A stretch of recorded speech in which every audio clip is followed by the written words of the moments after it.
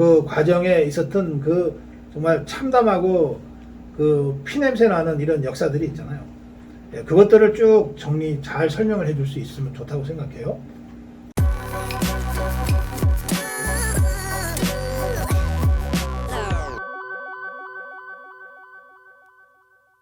박정희 대통령의 체험과 경험, 공산주의를 겪었던 것이 공산주의를 막고 대한민국 번영을 이루는 기초가 됐다고 말씀하셨고요.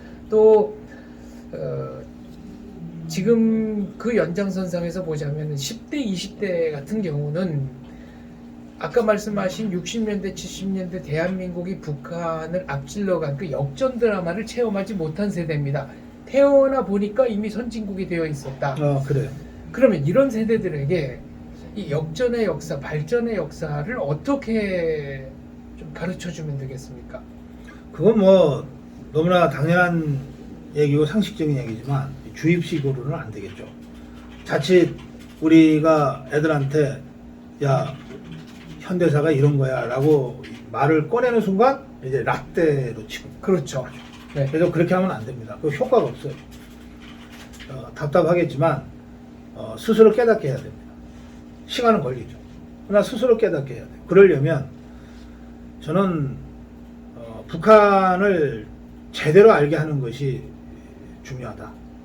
그 다음에 우리 현대사 70년의 건국의 역사, 체제경쟁의 역사에서 어떤 일이 벌어졌는지를 제대로 알리는 것이 중요하다. 일단 두 가지, 그리고 한 가지 더 있다면 공산주의라고 하는 게 뭐 150년밖에 더 됐습니까? 그렇습니다. 칼 막스로부터 시작돼서. 네. 이것들이 망하는 과정이 쫙 나오잖아요. 그리고 소련 공산당이 소련을 건국하고 모택동이가 뭐 중공을 건국하는 그 과정에 있었던 그 정말 참담하고 그 피냄새 나는 이런 역사들이 있잖아요.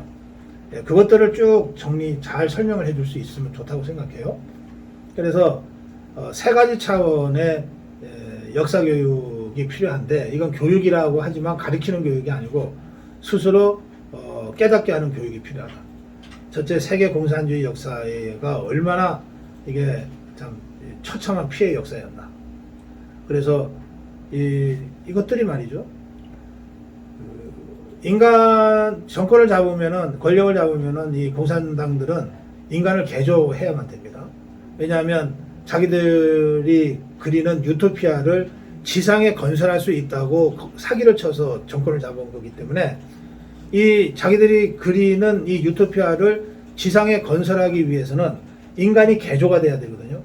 이 자본주의 시장 경제에 익숙해 있는 이기적 존재인 인간이 완전히 공동 생산, 공동 분배라고 하는 그 이타적 인간으로 인간성이 바뀌어야 돼요.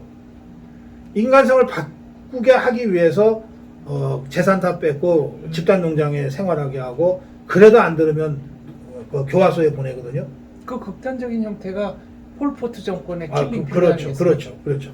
그러니까 이제 이 과정에서 킬링 필드는 바로 그렇게 인간을 개조할 목적으로, 되게 그 사람들 죽일 때 손 좀 줘보세요. 네. 이렇게 이제 우리가 장 박사 손을 받으면 부들부들하잖아요. 이 사람 죽었어 지금. 네, 굳은 살이 없고. 이 사람은 죽였어요. 손 만져보고 그냥 총 쐈어요.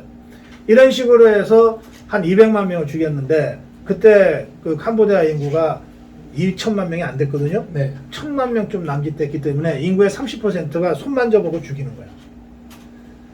묻을 그 시간도 없어. 그래서 지금 해골이 그렇게 쌓여 있는 거예요. 근데 캄보디아의 200만 명은 또 약과지.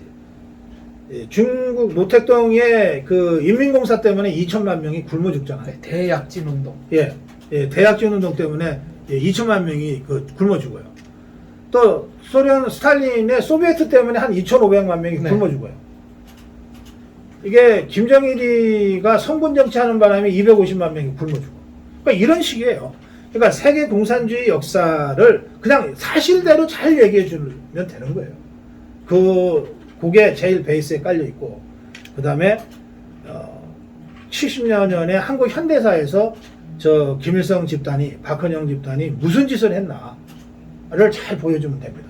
그 다음에 지금 북한이 그래서 어떻게 살고 있냐, 이거를 잘 보여주면 돼요. 그리고 그것을 스스로 보고 느끼게끔 우리가 환경을 만들어주고 시간을 좀 줘야 됩니다. 믿기 싫어하고 일부러 안 믿으려고 하는 사람에게조차 예. 좀 시간을 가지고 설득을 그냥 가서 보라 그러면 돼. 네. 그럼 저는 그런 면에서 그 뭐 여행 경비 받아갖고 핵무기 개발했다. 뭐 금강산 관광이나 개성 관광을 통해서 이제 물론 그거 맞아요. 그래서 현금 주는 거는 극히 우리가 자제해야 되지만 뭐라도 좋으니까 자꾸 보내는 거 좋다 생각해. 금강산 같은 경우는 제한된 지역만 둘러보고 왔는데 그렇다 그래도 의미가 하더라도, 있다. 그렇다 하더라도 제가 북한은 딱 한 번 갔다 왔어요. 저 개성공단 그 당일치기로 갔다 왔는데요. 뭐 제가 이런 생각을 갖고 있어서 제 눈에는 더 많이 들어왔겠지만 평양보다도 더 살기 좋고 더 신분이 검증된 사람들이 모여 있는 데가 개성이라고 그러잖아요. 그렇죠. 개성에 딱 들어갔는데 그러면 누가 길거리에 하나 이렇게 허름하게 서 있어. 낡은 넉마주의 옷 같은 거 입고 서 있는데 그게 군인이더라고. 군인인데 키가 우리 장 박사보다도 어깨쯤밖에 안 오더라고. 이건 영양실조, 만성적 영양실조. 그러니까 이제 인간 체형이 바뀌었다는 거 아닙니까? 그런데 그러니까 총이 기니까 거의 진짜 끌릴 수준인데 뭐 남루하게 정말 거렁뱅이처럼 옷을 입고 모자 삐딱하게 쓰고 그게 또 경계한다고 서 있더라고. 그러니까 그걸 보면 북한에서 제일 잘 살고 신분이 제일 좋다고 하는 자들이 특권을 받아서 나와 있는 게 개성인데 지금의 개성은 아사자들이 많다고 그러지만 제가 갔을 때 개성은 한 10년 전이니까. 네. 그런데 그렇더라니까요. 그걸 보면 이거 북한 나라도 아니구나 하는 거를 그냥 길게 설명할 필요도 없어요. 바로 총체적 바로 느낌이 바로 온다는 예. 말씀이시네요. 아무리 북한이 외화벌이 때문에 돈은 받고 딱 통제된 범위 안에서만 구경하라 그래도 사람인데 예? 그걸 못 느껴요. 그 머리가 없는 거지. 북한 갔다 와서도 이거 북한이 무슨 나라다 생각하고 북한이 이렇더라 저렇더라 얘기하는 사람들은요. 아니 이거는 사람이 아닌 거예요. 아까 1960년대는 북한이 잘 살았다고 그러셨는데 네. 57년생이시죠? 네. 그러니까 58년생. 58년생. 네. 그럼 60년대 어린 시절을 보내셨지 않습니까? 예, 그래요. 그때는 대한민국이 어느 정도 수준이었습니까? 아니 말 그대로 보릿고개였죠. 저 점심 잘 못 먹었어요. 저는 그래도 군인 아버지가 군인이셨는데 그러니까 월급은 나오잖아요. 네. 그래서 그렇지만 점심 밥을 먹기보다는 밀가루 수제비를 더 자주 먹었죠. 그리고 그 밀가루조차 미국의 구호물자. 아니 그건 100% 미국에서 들여온 거예요. 우리가 언제 밀을 경작을 합니까? 그 우리밀이라고 하는 거는 정성원이라는 사람이 갑자기 이상한 아이디어 갖고 와서 지금 하는 것이고 100% 미국에서 준 구호물자입니다. 그런데 제가 우리 반에서 제일 잘 살았어요. 그런 제가. 그러면 도시락을 먹을 수 있는 학생들이 실제 절반 이하밖에 도시락을 갖고 오지 못했어요. 그러면 도시락 안 싸갖고 온 학생들은 어떻게 합니까? 오는 길에 네. 어떤 놈은 땅콩 한 두어 뿌리 뽑아와요.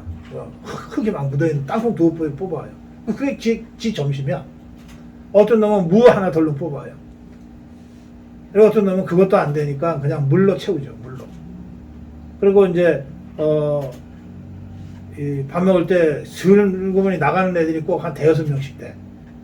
그냥 같이 있어서 친구끼리 야 인마 와서 한 젓가락 먹어라 이것도 창피하니까 그냥 쓱 나가버리는 애들이 꼭 대여섯 명씩 돼요. 아니 그러니까 우리가 하루 세 끼도 못 먹고 살은 게 60년대예요.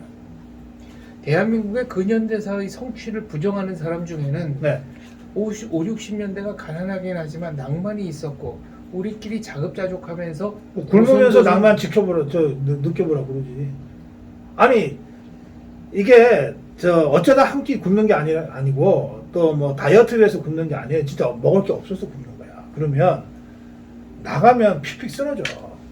그 당시에는 또 그렇게 조회가 그렇게 많은지 꼭 운동장에 다 세워놓고 조회를 하는데 교장 선생님도 왜 그렇게 말이 길어? 그렇죠. 30분 40분씩 네? 훈시하시고 그 사이에 애들 서너 명은 쓰러져 나간다니까 꼭 그 양호실로 급하게 실려가. 그거 다 영양실조예요.